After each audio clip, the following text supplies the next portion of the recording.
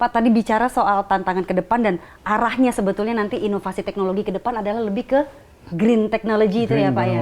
Nah itu kalau diterapkan di Indonesia bagaimana tuh Pak? Ya, kita apa saja yang bisa dilakukan untuk 5 tahun ke depan, 3 sampai 5 tahun ke depan? Ya kita memang kalau dalam bidang energi ya, bioenergi itu adalah pilihan yang paling luar biasa menurut saya. Karena bioenergi itu bukan hanya mengurangi defisit neraca perdagangan, ya, tetapi dia akan mengkontribusi seluruh sumber daya, mengambil sumber daya yang kita miliki.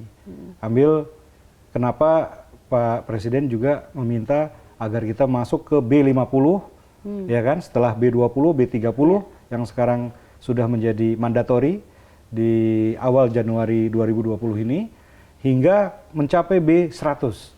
Itu kan memanfaatkan kelapa sawit yang memang kita sangat kaya akan kelapa sawit itu. Oleh karenanya kenapa tidak energi kita itu datang dari kelapa sawit. Nah, itu selain menghemat kebutuhan impor bahan bakar minyak, kita juga hidup dalam suasana yang hijau. Ya, karena lebih ramah lingkungan. Ya, karena namanya juga bioenergi ya. Jadi dia akan ramah lingkungan, memaksimalkan sumber daya alam kita yang sangat luar biasa ya. Serta juga mendukung seluruh aspek-aspek lain, karena satu tujuan pembangunan ada 17 target ya dari 169 goal ya, itu dapat kita capai dengan memaksimalkan semua kemampuan yang ada di Indonesia, seperti itu.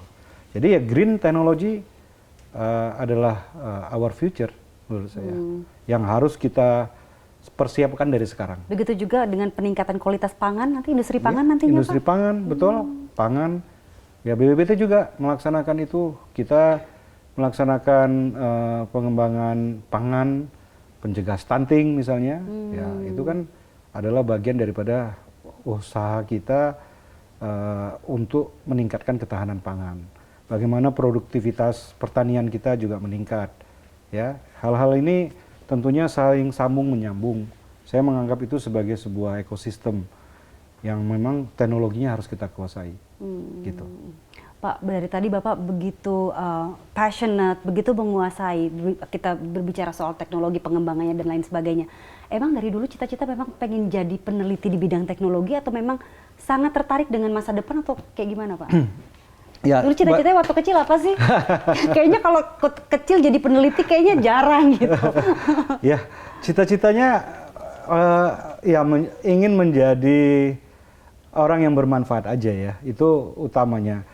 Kan saya awalnya itu masuk ke elektro itu karena saya senang gitu dengan ilmu yang dianggap mewakili ya sebuah frontier teknologi maju gitu. Ya, oleh karenanya saya masuk ke elektro, kemudian membangun kompetensi saya S2-nya di bidang ilmu komputer, jadi melengkapi apa yang saya pelajari di elektro. Dan dari sejak awal saya itu interest kepada kecerdasan buatan, karena dia bisa mewakili sebuah, katakanlah, tantangan ya untuk menciptakan entitas cerdas. Sejak kapan Pak tertarik AI? Sejak saya melaksanakan skripsi saya tuh sebenarnya. S1. S1. Saya menerjemahkan bahasa pemrograman ya dari satu prosesor ke prosesor yang lain. Apa sih bayangan Bapak pada saat itu ketika Bapak tertarik sama AI? Apa yang Bapak pikirkan? Apa yang bisa saya buat dengan teknologi seperti ini? Ya kan, kalau saya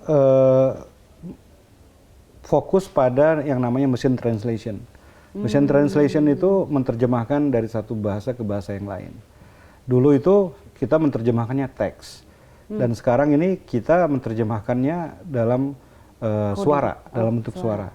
Saya bisa demokan nanti ke Dian apa yang saya sebut dengan speech translation itu. Dan sejak dari awal itu sudah memang menjadi skripsi saya, menjadi tesis saya, menjadi disertasi saya.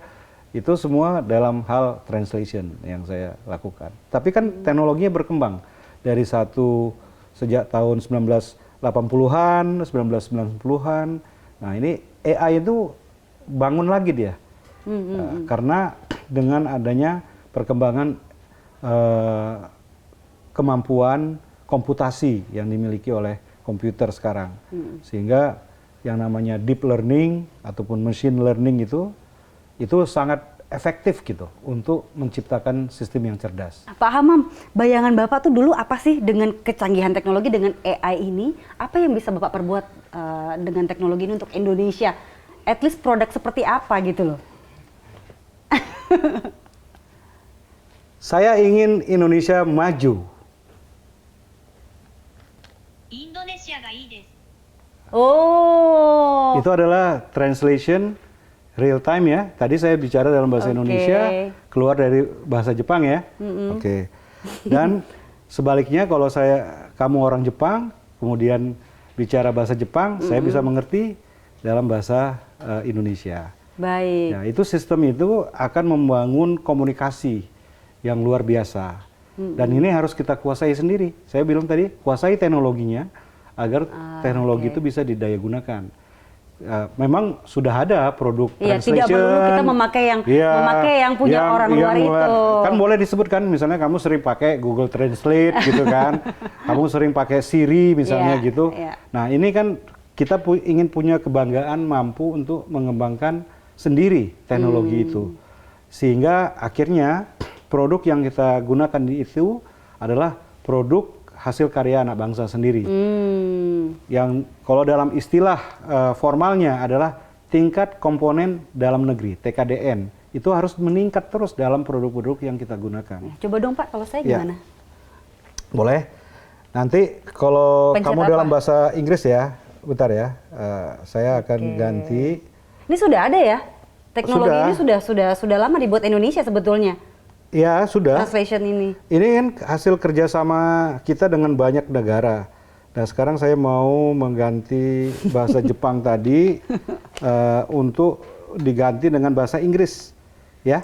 Oke. Dan nanti Dian bisa ngomong dalam bahasa Inggris. Oke. Atau saya ngomong dalam bahasa Indonesia, ya, untuk kemudian terjemahkan, ya. Oke, silakan ngomong. Hello, I am Dian Mirza. How are you today? Oke. Belum. Ini mesti belum. ditekan ya. Oh, oke. Ngomong aja. Ditekan? Enggak usah. Oke. Hello, I am Dian. How are you today? Oh, baik, sudah. Kepotong tadi, Pak. Tunggu ya. Oke. Gini, kira-kira gini. Kita patut berbangga ya kalau Ya. Indonesia sebetulnya sudah buat. Halo, how are you today? Selamat siang, bagaimana kabar Anda hari ini? Oke. Ya, benar kan itu ya? Real time lagi ya. Real time Oke, ya. yeay. Nah, sekarang coba kita Jadi jangan pakai yang produk yang itu terus ya. Kita udah punya sendiri. Ulangi ya. Oke. Dian yang lakukan ya. Kamu bicara aja, kamu press ini kemudian kamu bicara. Oke. It's a rainy day. Bagaimana saat hari hujan? Kira-kira Oke, begitu kan? baik. Rainy day, Oke, hari hujan. hari ya? hujan, Oke. oke. Oh, baik. Ya, itu adalah bagian daripada pengembangan teknologi AI, khususnya di dalam language technology ini. Yang It's one of your goals juga ya, Pak, ini ya? salah satu yang kita kerjakan. Ya. BPPT itu akan mengerjakan ada 24 kegiatan di tahun 2020 ini. 7 itu adalah inovasi, ya, yang dimana kami itu adalah sebagai koordinator daripada flagship tersebut. Kemudian disertai dengan kegiatan inovasi lainnya, di mana kami itu sebagai bagian daripada ini, pendukung daripada flagship tersebut. Dan kita mengerjakan 5 penugasan nasional.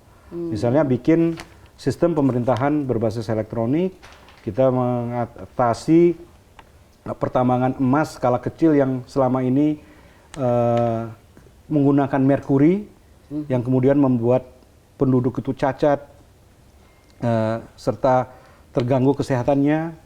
Kita juga membangun sistem informasi untuk penyakit endemi Itu adalah bagian dari penugasan nasional yang diberikan kepada BPPT. Termasuk tadi peningkatan tingkat komponen dalam negeri.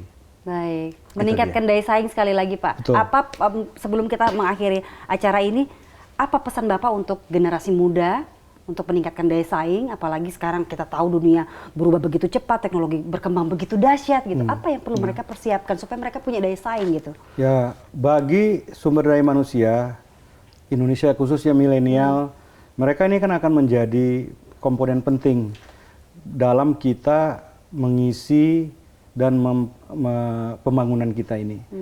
Mereka harus merupakan orang-orang yang produktif, ya, karena nanti akan memberikan kontribusi terhadap bonus demografi, ya, sehingga kita pun nanti akan menjadi negara maju dalam sisi pendapatan domestik bruto. Kan syaratnya adalah Indonesia ingin dalam di tahun 100 tahun Indonesia merdeka, itu kita paling adalah menjadi negara keempat yang memiliki pendapatan tertinggi di dunia. Nah, ya, untuk itu kita harus menggunakan sumber daya manusia yang berkualitas. Para generasi muda, Lebih buka produktif diri lagi. kamu, it's open innovation gitu ya, namanya open innovation. Kembangkan diri kamu, tingkatkan kapasitas, dan jadilah entrepreneur, technopreneur untuk bisa memberikan yang terbaik untuk negara kita. Ya. Dengan kesibukan saat ini, masih bisa main golf nggak? Masih sempat nggak? Ya sekarang ini mungkin udah jarang bisa golf ya, karena ya, tapi saya sekarang naik sepeda. Naik sepeda Ya, sekarang? naik sepeda. Nggak dari rumah ke sini kan? Gowes belum.